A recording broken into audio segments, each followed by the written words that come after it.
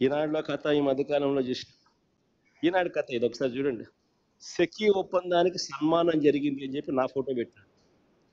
సీఎండీని తొలగిస్తూ కేంద్రం ఆకస్మిక నిర్ణయం. జగన్ ప్రభుత్వంతో ఒప్పందంపై వచ్చిన ఆరోపణలే పరోక్ష కారణం అని చెప్పి ఈనాడు రాస్తుంది. నిజంగా ఈ వార్త చూసిన తర్వాత ఈనాడు అనే పేపరు నిజంగా టాయిలెట్ పేపర్కి ఎక్కువ, టిష్యూ పేపర్కి తక్కువ. అదొక పేపరా, పేపర్ పట్టిన పీడన. అబద్ధాలు రాయడానికైనా కానీ హద్దు పొద్దు ఉండాలి. కారణం ఏమిటి అని అంటే, ఏపీతో సెకీ ఒప్పందం ఎప్పుడు చేసుకుంది? ఏపీతో సెకీ ఒప్పందం ఒకసారి చూపించిన ఒకసారి. ఏపీతో సెకీ చేసుకున్న ఒప్పందం ఆ డేట్ ఒకసారి చూడండి. 2021 1 డిసెంబర్ 2021.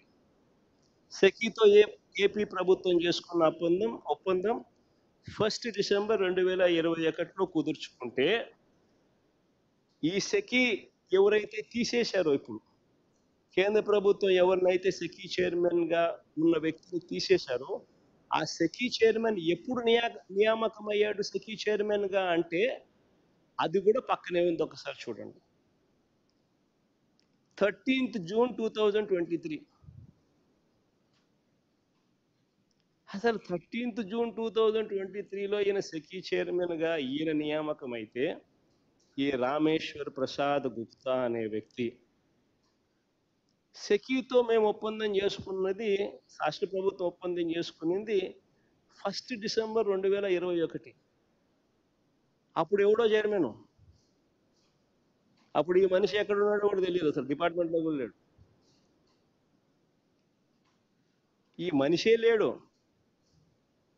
ఈ మనిషి ఎప్పుడో 13 జూన్ 2023లో వచ్చినాడు. వచ్చిన ఈ వ్యక్తిని కేంద్ర ప్రభుత్వం ఈ మధ్యకాలంలో తీసేసింది. దానికి దీనికి సంబంధం ఏంటి